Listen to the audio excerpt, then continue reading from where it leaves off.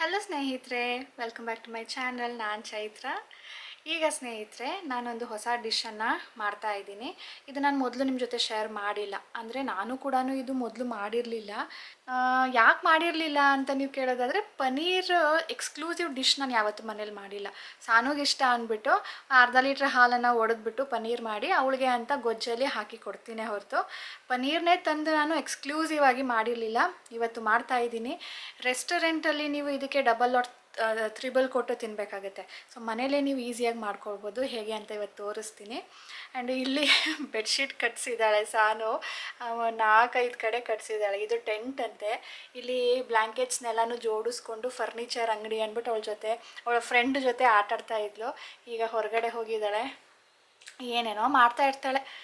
Okay ಸ್ನೇಹಿತರೆ, ಬನ್ನಿ ಈಗ ಮ್ಯಾರಿನೇಟ್ ಮಾಡಿ ಇಡಬೇಕದು. ತಕ್ಷಣ ಕೂಡ ಮಾಡ್ಬೋದು. ಯಾರೋ ಗೆಸ್ಟ್ ಬಂದರು ಅಥವಾ ಮಕ್ಕಳು ಕೇಳ್ತಾ ಇದ್ದಾರೆ ಬೇಕೇ ಬೇಕು ಅನ್ನೋ ಆಗಿದ್ರೆ ತಕ್ಷಣ ಮಾಡ್ಬೋದು. ಸೊ ನಾನು ಮ್ಯಾರಿನೇಟ್ ಮಾಡಿ ಒಂದು ಸ್ವಲ್ಪ ಹೊತ್ತು ಇಡ್ತೀನಿ, ಆಮೇಲೆ ಅದನ್ನು ಬೇಕ್ ಮಾಡ್ತೀನಿ. ಬನ್ನಿ ಹೇಗೆ ಮಾಡೋದು ನೋಡೋಣ. ಮ್ಯಾರಿನೇಷನ್ಗೆ ಒಂದು ದೊಡ್ಡ ಬೌಲ್ ತೊಗೊಂಡಿದ್ದೀನಿ. ಇದರಲ್ಲಿ ಮೊಸರು ಹಾಕ್ಕೊಳ್ತೀನಿ. ಗಟ್ಟಿ ಮೊಸರು ಹಾಕಬೇಕು. ತುಂಬ ತೆಳ್ಳಗಿದೆ ಅನ್ನೋಂಗಿದ್ರೆ ಸ್ವಲ್ಪ ನೀರು ತೆಗೆದುಕೊಳ್ಳಿ. ಆಮೇಲೆ ಇದಕ್ಕೆ ಮಸಾಲೆಗಳು ಆ್ಯಡ್ ಮಾಡಬೇಕು.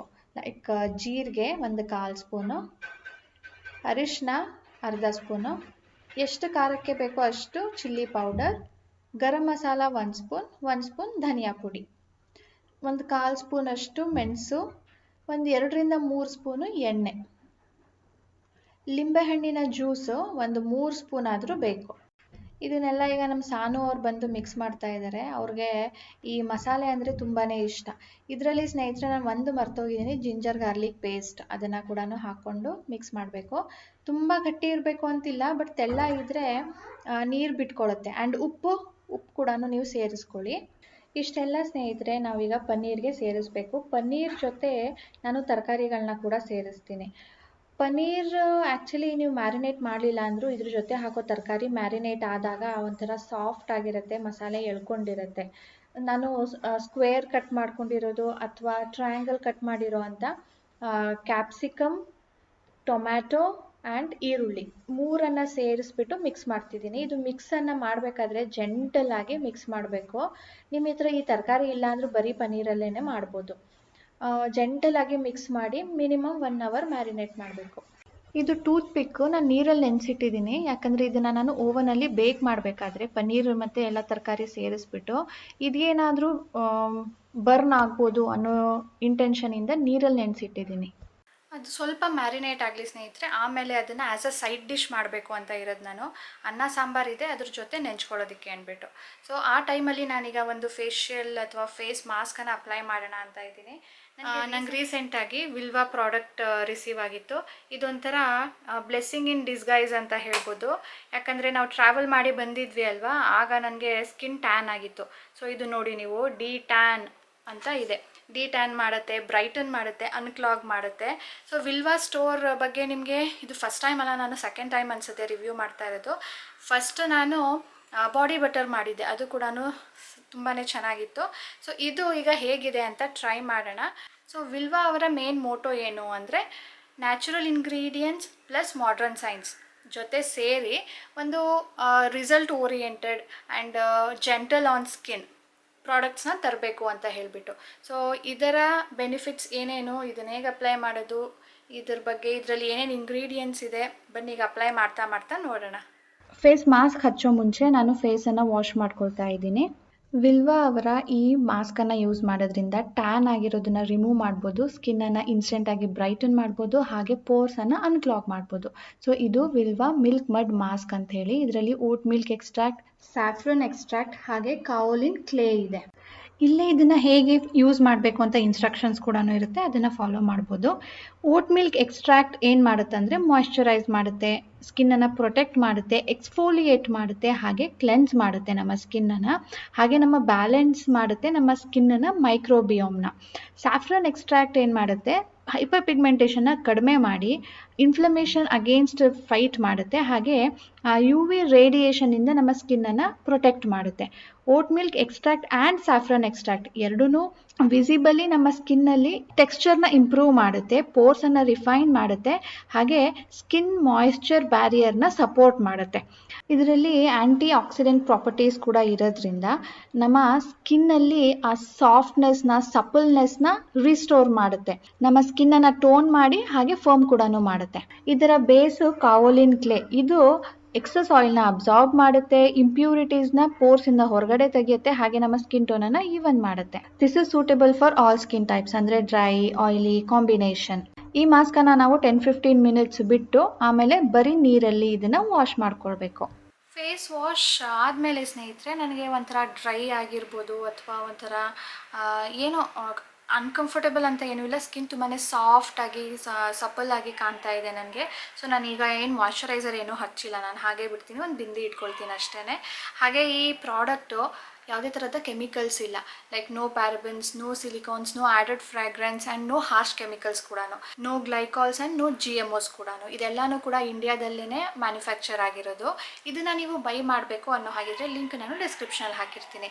ಹಾಗೆ ನನ್ನ ಕೂಪನ್ ಕೋಡ್ ಕೂಡ ಜನ್ರೇಟ್ ಆಗಿರುತ್ತೆ, ನಿಮಗೆ ಎಕ್ಸ್ಟ್ರಾ 20% ಕೂಡ ಆಫ್ ಸಿಗುತ್ತೆ. ಇದು ನಿಮಗೆ ವಿಲ್ವಾ ಅವರ ಅಫಿಷಿಯಲ್ ವೆಬ್ಸೈಟಲ್ಲಿ ಮಾತ್ರನೇ ಸಿಗೋದು.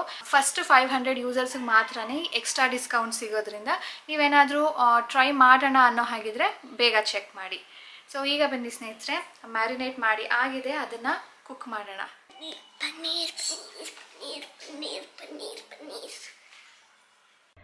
ಈಗ ಬೇಕಿಂಗ್ ಟೈಮು. ಒಂದು ಟೂತ್ ಪಿಕ್ಗೆ ಎಲ್ಲ ತರಕಾರಿಗಳನ್ನ ಒಂದೊಂದು ಹಾಕಿಬಿಟ್ಟು ಪಕ್ಕ ಪನ್ನೀರ್ ಹಾಕಬೇಕು, ಮತ್ತು ತರಕಾರಿಗಳನ್ನ ರಿಪೀಟ್ ಮಾಡಬೇಕು. ಈ ಥರ ಸಿಗಾಕ್ಬಿಟ್ಟು ನಾವು ಓವನಲ್ಲಿ ಬೇಕ್ ಮಾಡ್ಬೋದು, ಅಥವಾ ಗ್ರಿಲ್ ಪ್ಯಾನ್ ಇರುತ್ತಲ್ಲ ಆ ಪ್ಯಾನಲ್ಲಿ ಮಾಡ್ಬೋದು, ಅಥವಾ ನೀವು ಈ ಸ್ಟೀಲಿಂದ ಗ್ರಿಲ್ ಬರುತ್ತಲ್ವ ಅದನ್ನು ಸ್ಟವ್ ಮೇಲೆ ಇಟ್ಟು ಕೂಡ ಬೇಕ್ ಮಾಡ್ಬೋದು. ನಾನು ಓವನಲ್ಲಿ ಮಾಡ್ತಾ ಇದ್ದೀನಿ ಅಟ್ ಅ ಟೈಮ್ ಎಲ್ಲನೂ ಕೂಡ 200 ಡಿಗ್ರಿಯಲ್ಲಿ ಒಂದು 10-15 ಮಿನಿಟ್ಸ್ ಕುಕ್ ಮಾಡ್ತೀನಿ. ಅಂದರೆ ಸ್ನೇಹಿತರೆ ಇದು ಏನು ಮಸಾಲೆ ಹಾಕಿರ್ತೀವಲ್ವ ಅದೆಲ್ಲ ಡ್ರೈ ಆಗಬೇಕು. ಟೊಮ್ಯಾಟೊ ಮತ್ತು ಈರುಳ್ಳಿ ತಿನ್ನೋ ಥರ ಕುಕ್ ಆಗಿರಬೇಕು, ಅಷ್ಟಾದರೆ ಸಾಕು. ಟೈಮಿಂಗ್ಸ್ನ ನೀವು ಸ್ವಲ್ಪ ಹೆಚ್ಚು ಕಡಿಮೆ ನೋಡಿ ಕೂಡ ಮಾಡ್ಕೊಳ್ಬೋದು.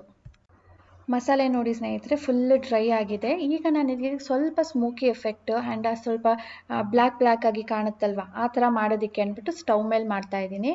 ನೀವು ಓವನ್ ಇಲ್ಲ ಅಂದರೆ ಸ್ಟವ್ ಮೇಲೆ ಹೀಗೆ ಡೈರೆಕ್ಟ್ ಕೂಡ ಮಾಡ್ಬೋದು.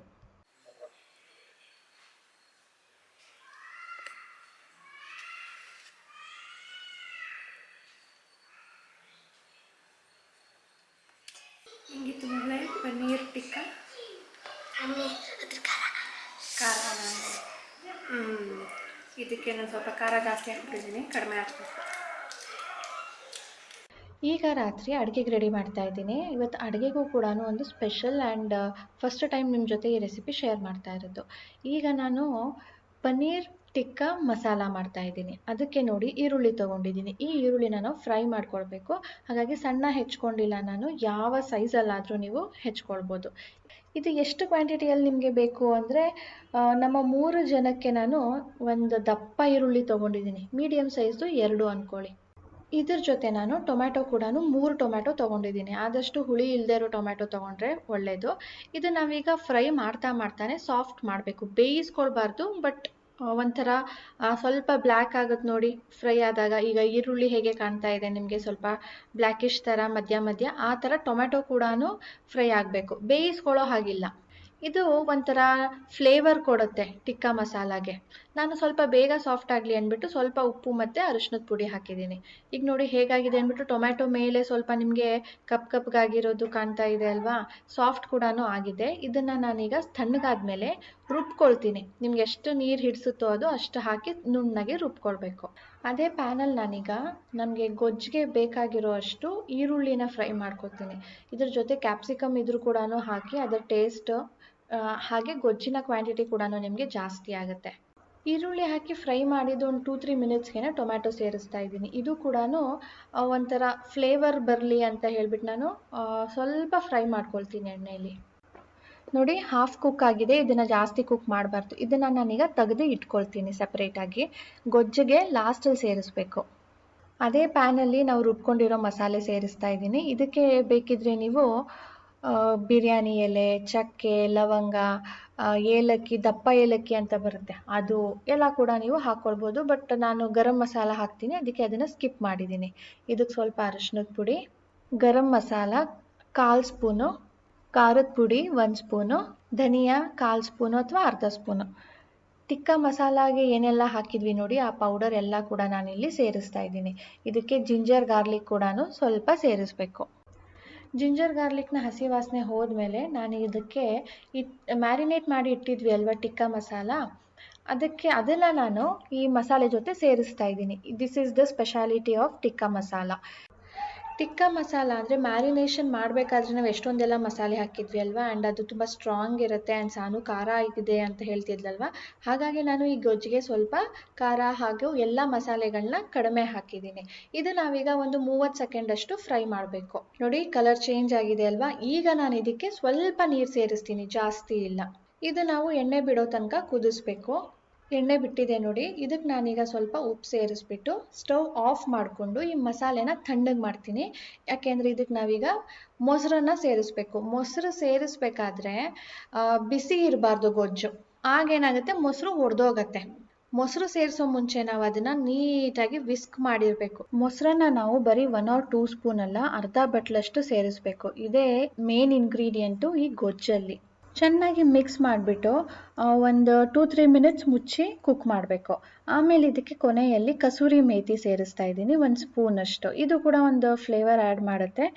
ಇದಾದಮೇಲೆ ಫ್ರೆಶ್ ಕೊರಿಯಾಂಡರ್ ಲೀವ್ಸ್ನ ಆ್ಯಡ್ ಮಾಡೋದು.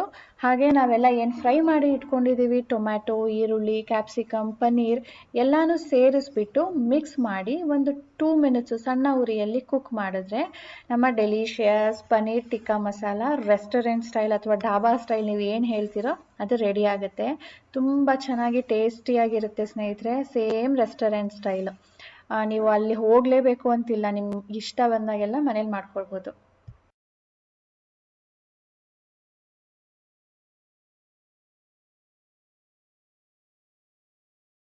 ಗುಡ್ ಮಾರ್ನಿಂಗ್ ಸ್ನೇಹಿತರೆ. ಮಾರನೇ ದಿನ ಬೆಳಿಗ್ಗೆ ನಾನು ನಿಮ್ಮನ್ನು ಮೀಟ್ ಮಾಡ್ತಾ ಇದ್ದೀನಿ. ನಿನ್ನೆ ರಾತ್ರಿ ಗೊಜ್ಜು ಮಾಡಿದ್ದು, ಊಟ ಆದಮೇಲೆ ನಾನು ವ್ಲಾಗ್ ಕಂಟಿನ್ಯೂ ಮಾಡಲಿಲ್ಲ. ಇವತ್ತು ಬೆಳಿಗ್ಗೆ ಮಾಡಬೇಕಿತ್ತು ನೋಡಿ. ಬೆಳಿಗ್ಗೆ ಎದ್ದ ತಕ್ಷಣವೇ ಹುಡುಕಾಟ ಶುರು ಮಾಡಿದ್ದೀವಿ. ನಾವೀಗ ಹುಡುಕ್ತಾ ಇರೋದೀಗ 8:15 ಆಗಿದೆ. ಸಾನುಗೆ ಸ್ಕೂಲಿಗೆ ಬಿಟ್ಬಿಟ್ಟು ಬಂದಿದ್ದಾರೆ ರಾಜೇಶು. ಬಂದ ತಕ್ಷಣವೇ ಹುಡುಕಾಟ ಶುರು. ನಾನು ಇವ್ರು ಬರೋ ಮುಂಚೆ ಕೂಡ ಎಲ್ಲ ಬೆಡ್ಶೀಟ್ ಓಪನ್ ಮಾಡಿ, ಪ್ರತಿಯೊಂದು ಬೆಡ್ಶೀಟ್ ಓಪನ್ ಮಾಡಿ ಪಿಲ್ಲೋ ಕವರ್ಸ್ ಎಲ್ಲ ತೆಗೆದು ನೋಡಿಬಿಟ್ಟೆ. ಆದರೆ ನನಗೆ ಆ ವಸ್ತು ಸಿಗಲಿಲ್ಲ. ಸೊ ಒಂದು ವಸ್ತು ಕಾಣೆಯಾಗಿದೆ, ಅದು ಬೆಡ್ಡಲ್ಲೇ ಕಾಣೆಯಾಗಿರೋದು. ಯಾಕಂದರೆ ನಾನು ಬೆಳಿಗ್ಗೆ ಎದ್ದ ತಕ್ಷಣವೇ ಅದು ಆಗಿರೋ ಅಂಥ ಸನ್ನಿವೇಶ. ಹಾಗಾಗಿ ರಾಜೇಶ್ ಹುಡುಕ್ತಾ ಇದ್ದಾರೆ ನನ್ನ ಜೊತೆ ಸೇರಿಕೊಂಡು. ಇದು ತುಂಬ ದೊಡ್ಡ ಸಾಮಾನಲ್ಲ, ತುಂಬ ಟೆನ್ಷನ್ ವಿಷಯ ಅಲ್ಲ, ಆದರೂ ಕೂಡ ಇಟ್ಸ್ ಇಂಪಾರ್ಟೆಂಟು. ಹಾಗೆ ಮನೇಲೇ ಬಿದ್ದಿರೋದಲ್ವ, ಎಲ್ಲಿ ಹೋಗುತ್ತೆ ಅನ್ನೋ ಥರ ಒಂದು ಭಾವನೆ ಕೂಡ. ಹಾಗಾಗಿ ಫುಲ್ ಡಿಟೇಲ್ ಆಗಿ ಮನೆ ಎಲ್ಲನೂ ಹುಡುಕಾಡ್ಬಿಟ್ವಿ. ರೂಮಿಂದ ಶುರು ಮಾಡಿದ್ವಿ. ಸೊ ಬೆಳಿಗ್ಗೆಯಿಂದ ಏನೆಲ್ಲ ಆಯಿತು ಅಂತ ನೋಡಿದ್ರಿ. ಆ್ಯಕ್ಚುಲಿ ಏನಾಯಿತು, ಬೆಳಗ್ಗೆ ಎದ್ದ ತಕ್ಷಣವೇ ನಾನು ಕೂದಲು ಗಂಟು ಹಾಕ್ಕೊಳ್ಬೇಕಾದ್ರೆ ಕೂದಲಿಗೆ ನನ್ನ ಮಾಂಗಲ್ಯ ಚೈನ್ ಸಿಗಾಕೊಂಡಿತ್ತು. ಸೊ ತೆಗೆದು ನೋಡ್ತೀನಿ, ಕಟ್ಟಾಗ್ಬಿಟ್ಟಿದೆ. ಹಿಂಗೆ ಬಂತು, ಹೋಯ್ತಾ, ಕಟ್ಟಾಯಿತು. ನಾನು ಅವತ್ತಿಂದನೂ ಅಂದ್ಕೊಳ್ತಾನೆ ಇದ್ದೆ, ಸದ್ಯ ಬೆಡ್ ಮೇಲೆ ಇದ್ದಾಗ ಕಟ್ಟಾಗಿದೆ, ಮಾಡ್ಸೋಣ ಬಿಡು.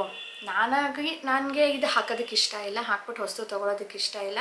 ಅದಾಕದೇ ಕಟ್ಟಾಯ್ತಲ್ಲ, ಈಗ ಹೊಸ್ತು ತೊಗೊಳ್ಬೋದು ಅಂದ್ಬಿಟ್ಟು ಎದ್ದು ಹೋಗಿ ದೇವ್ರ ಮನೆ ಹತ್ರ ಕೈ ಮುಗಿದ್ಬಿಟ್ಟು ನೋಡ್ತೀನಿ. ಇದು ಸೌದಿ ಕಟ್ಟಾಗಿರೋದಲ್ಲ, ಮಧ್ಯ ಮಾಂಗಲ್ಯ ಹಾಕ್ತೀವಲ್ವ ಆ ಕೊಂಡಿ ಕಟ್ಟಾಗಿರೋದಿಲ್ಲಿ. ಈ ಥರ ಕಟ್ಟಾಗುತ್ತೆ ಅಂತ ನಾನು ಯಾವತ್ತೂ ಅಂದ್ಕೊಂಡಿರಲಿಲ್ಲ. ಎನಿವೇಸ್ ನೋಡಿಬಿಟ್ಟು ಬೇಜಾರಾಯಿತು. ಮತ್ತು ಅಯ್ಯೋ ಈ ಥರ ಕಟ್ಟಾಗಿದೆ, ಬರೀ ಇದನ್ನು ಹಾಕ್ಸಿದ್ರೆ ಆಯಿತು, ಈಗಲೇ ಇದಕ್ಕೆ ಮುಹೂರ್ತ ಬಂದಿಲ್ಲ, ಬಿಡು ಇನ್ನೂ ಸ್ವಲ್ಪ ದಿನ ಹಾಕ್ಕೊಳ್ಳೋಣ ಅಂದ್ಕೊಂಡು ಇಟ್ಬಿಟ್ಟು ಬಾತ್ರೂಮ್ಗೆ ಹೋದೆ. ಬಾತ್ರೂಮಲ್ಲಿ ಹೋದ ತಕ್ಷಣವೇ ಒಂದು ಕರಿಮಣಿ ಬಿತ್ತು. ಬಟ್ಟೆಲೆಲ್ಲೋ ಸಿಗಾಕೊಂಡು ಬಿಟ್ಟಿರಬೇಕು ಅಂದ್ಕೊಂಡು ಸ್ವಲ್ಪ ಒದರಿದೆ. ನನ್ನ ಮಾಂಗಲ್ಯನೂ ನನ್ನ ಬಟ್ಟೆಲೇ ಸಿಗಾಕೊಂಡಿತ್ತು. ಸೊ ಮಾಂಗಲ್ಯ ಕೂಡ ಅಲ್ಲೇ ಸಿಕ್ತು. ಸರಿ ಬಂದು ಇಟ್ಬಿಟ್ಟು ನಾನು ಸಾನುಗೆ ತಿಂಡಿಗೆ ಮಾಡಬೇಕಿತ್ತಲ್ಲ, ಸೊ ಅದರಲ್ಲಿ ಬ್ಯುಸಿ ಆಗಿಬಿಟ್ಟೆ. ಆಮೇಲೆ ನಾನು ಸ್ವಲ್ಪ ಕುತ್ಕೊಂಡು ಮಾಡೋ ಕೆಲಸ ಇತ್ತು, ಕುತ್ಕೊಂಡು ಮಾಡ್ತಾಯಿದ್ದೆ. ಆಮೇಲೆ ರಾಜೇಶ್ ಬಂದರು. ಈ ಬೆಡ್ ಮೇಲೆ ಈ ಚೈನ್ ಇತ್ತು, ನಾನಿನ್ನೂ ಎತ್ತಿರಲಿಲ್ಲ. ಬೆಡ್ ಮೇಲೆ ನೋಡ್ಬಿಟ್ಟು ಇದೇನೋ ಕಟ್ಟಾಗ್ಬಿಟ್ಟಿದೆ ಅಂದರು. ಹ್ಞೂ ರೀ ಅಂದೆ. ಅವ್ರಿಗೆ ಒಂದು ಹವಳ ಮತ್ತು ಒಂದು ಈ ಗುಂಡು ಸಿಕ್ಕಿದೆ, ಚಿನ್ನದ ಗುಂಡು ಸಿಕ್ಕಿದೆ. ನಾನು ಆಮೇಲೆ ಬಂದು ಎಲ್ಲ ಎತ್ತಿಡೋಣ ಅಂತ ನೋಡ್ತೀನಿ, ಬರೀ ನನಗೊಂದು ಮಾಂಗಲ್ಯ ಸಿಕ್ತು, ಒಂದು ಕರಿಮಣಿ ಸಿಕ್ತು, ಒಂದು ಹವಳ ಸಿಕ್ಕಿದೆ, ಒಂದು ಚಿನ್ನದ ಮಣಿ ಸಿಕ್ಕಿದೆ. ಅದೇ ಥರ ಇನ್ನೂ 3 ಮಣಿ ಇರಬೇಕು. ಏನಾಯಿತು, ಎಲ್ಲಿ ಹೋಯ್ತು ಅಂದ್ಬಿಟ್ಟು ಆವಾಗ ಹುಡುಕಾಡೋದಕ್ಕೆ ಶುರು ಮಾಡಿದ್ದು ನಾನು. ನನಗೆ ಟೆನ್ಷನ್ ಅಂತ ಏನೂ ಆಗಲಿಲ್ಲ. ಎಲ್ಲೋಯ್ತು? ನಾನು ಹೋಲ್ ಡೇನೇ ಮನೇಲೇ ಇದ್ದೆ. ಒಂದು ಸಾರಿ ಮಾತ್ರ ಅಂಗಡಿಗೆ ಹೋಗಿದ್ದೆ. ಹೋಗಿ ಬಂದುಬಿಟ್ಟೆ. ಅವಾಗೇನಾದರೂ ಕಟ್ಟಾಗಿ ಬಿದ್ದಿದೆಯಾ? ಅವಾಗ ಕಟ್ಟಾಗಿದ್ದಿದ್ರೆ ಅಟ್ಲೀಸ್ಟ್ ನಾನು ರಾತ್ರಿ ಡ್ರೆಸ್ ಚೇಂಜ್ ಮಾಡಬೇಕಾದ್ರೂ ಗೊತ್ತಾಗಬೇಕಾಗಿತ್ತಲ್ಲ, ಗೊತ್ತಾಗಲಿಲ್ವಲ್ಲ ಅಂದ್ಬಿಟ್ಟು ಆ ಮಿಸ್ಟ್ರಿ ನನಗೆ ಎಲ್ಲಿ ಹೋಯಿತು, ಎಲ್ಲಿ ಬಿದ್ದಿದೆ, ಎಲ್ಲಿ ಹುಡುಕ್ಲಿ, ಯಾಕೆ ಸಿಗ್ತಾ ಇಲ್ಲ, ಬೆಡ್ ಮೇಲೆ ಬಿದ್ದಿರೋದು ಯಾಕೆ ಸಿಗ್ತಾ ಇಲ್ಲ ಅಂದ್ಬಿಟ್ಟು ನನಗೆ ಏನೂ ಕೆಲಸ ಮಾಡೋದಕ್ಕೆ ಇಂಟ್ರೆಸ್ಟ್ ಇಲ್ಲ. ಸುಮ್ಮನೆ ಅಲ್ಲಿ ಕೂರ್ತೀನಿ, ಇಲ್ಲಿ ಕೂರ್ತೀನಿ, ಯೋಚನೆ ಮಾಡ್ತೀನಿ. ಇನ್ನು ಸ್ನಾನ ಮಾಡಬೇಕು, ಪೂಜೆ ಮಾಡಬೇಕು, ತಿಂಡಿ ಮಾಡಬೇಕು, ಏನು ಮಾಡೋದಕ್ಕೂ ಇಂಟ್ರೆಸ್ಟ್ ಇಲ್ಲ. ನಂಗೆ ಮಿಸ್ಟ್ರಿ ಸಾಲ್ವ್ ಆಗಬೇಕು. ಅರ್ಥನೇ ಆಗಲಿಲ್ಲ. ಕೊನೆಗೆ ನಿಮಗೆ ಕೇಳೋಣ, ಎಲ್ಲಿ ಏನಾದರೂ ಮಿಸ್ ಆಗಿರ್ಬೋದು, ನೀವೇ ಗೆಸ್ ಮಾಡಿ ಅಂದ್ಬಿಟ್ಟು ಕೇಳೋಣ ಅಂದ್ಕೊಂಡು ಡಿಸೈಡ್ ಮಾಡ್ಕೊಂಡು ಸ್ನಾನಕ್ಕೆ ಹೋದೆ. ನಾನು ಸ್ನಾನಕ್ಕೆ ಹೋಗೋದಕ್ಕೂ ಅಲ್ಲಿ ಸಿಕ್ತು ಮೂರು ಒಟ್ಟಿಗೆ ಸಿಕ್ತು. ಏನು ನಗು ಅವಾಗ. ಅಯ್ಯೋ, ನನ್ನ ಬಟ್ಟೆಲೇ ಸಿಗಾಕೊಂಡಿದೆ, ನಾನು ಎಲ್ಲ ಕಡೆ ಹುಡುಕ್ದೆ, ಇಲ್ಲೇ ನೋಡಲಿಲ್ವಲ್ಲ ಅಂಥೇಳಿ ರಾಜೇಶ್ಗೂ ತೋರಿಸಿದೆ. ಪಾಪ ಎಲ್ಲ ಕಡೆನೂ ಹುಡುಕಾಡಿದ್ರು. ಅವ್ರು ಅಂದರು ನಿಮ್ಮ ಬಟ್ಟೆಲಿ ನೋಡು ಸರಿಯಾಗಿ, ಅವ್ರಿಗೂ ಹುಡುಕಿಸ್ದೆ. ಅಯ್ಯೋ ಸ್ನೇಹಿತರೆ, ಎಷ್ಟು ನಗು ಗೊತ್ತಾ. ಸೊ ನಿಮ್ಮ ಜೊತೆ ಏನಾದರೂ ಈ ಥರ ಫನ್ನಿ ಇನ್ಸಿಡೆಂಟ್ ಆಗಿತ್ತಾ? ನನಗೆ ಒಂದು ಬೆಡ್ ಮೇಲೆ ಕಿತ್ತೋಗಿರೋದದು, ಅದು ಹೇಗೆ ನನಗೆ ಮಣಿ ಸಿಗ್ತಾ ಇಲ್ಲ ಅಂಥೇಳಿ. ಎನಿವೇ ಸ್ನೇಹಿತರೆ, ಒಂಥರ ಚೆನ್ನಾಗಿತ್ತು. ಟೆನ್ಷನ್ ಅಂತ ಏನೂ ಆಗಲಿಲ್ಲ. ಸೊ ಚೈನ್ ರೆಡಿ ಮಾಡ್ಸೋದಕ್ಕೆ ಬಂದಿದ್ದೀನಿ. ಆ್ಯಕ್ಚುಲಿ ನನಗೆ ಈ ಥರ ಕಟ್ಟಾಗುತ್ತೆ ಅಂತ ಅಂದ್ಕೊಂಡಿರಲಿಲ್ಲ. ಚೈನ್ ಕೊನೆಗೂ ಕಟ್ ಆಯಿತು ಅಂದ್ಕೊಂಡೆ. ಬಟ್ ಎನಿವೇಸ್ ಅದು ಕಟ್ಟಾಗೋ ತನಕ ನಾನಂತೂ ಮಾಡ್ಸೋಕ್ಕೆ ಹಾಕೋದಿಲ್ಲ. ರಾಜೇಶ್ ಈ ಥರ ಕಟ್ಟಾಯಿತು ಅಂದ ತಕ್ಷಣವೇ ಫುಲ್ ಹಾಕ್ಬಿಡು ನೀನು, ಬೇರೆ ತೊಗೊಳ್ಳುವಂತೆ ಅಂತ ಹೇಳ್ತಾ ಇದ್ರು. ಬಟ್ ನನಗೆ ಅದು ಮನಸ್ಸು ಆಗ್ತಾ ಇಲ್ಲ, ನೋಡೋಣ ಅದು ಟೈಮ್ ಯಾವಾಗ ಬರುತ್ತೆ ಅಂತ. ಸೊ ಇವತ್ತಿನ ವ್ಲಾಗ್ ಇಲ್ಲಿಗೆ ಎಂಡ್ ಮಾಡ್ತೀನಿ ಸ್ನೇಹಿತರೆ. ನಿಮ್ಮೆಲ್ಲರಿಗೂ ಇಷ್ಟ ಆಗಿದ್ರೆ please like, share and subscribe ಮಾಡದೆ ನೋಡ್ತಾ ಇದ್ದರೆ ಪ್ಲೀಸ್ ಸಬ್ಸ್ಕ್ರೈಬ್ ಮಾಡ್ಕೊಳ್ಳಿ. ಸಿಗೋಣ ಮುಂದಿನ ವೀಡಿಯೋಲಿ. ಬಾಯ್ ಬಾಯ್ ಸ್ನೇಹಿತರೆ.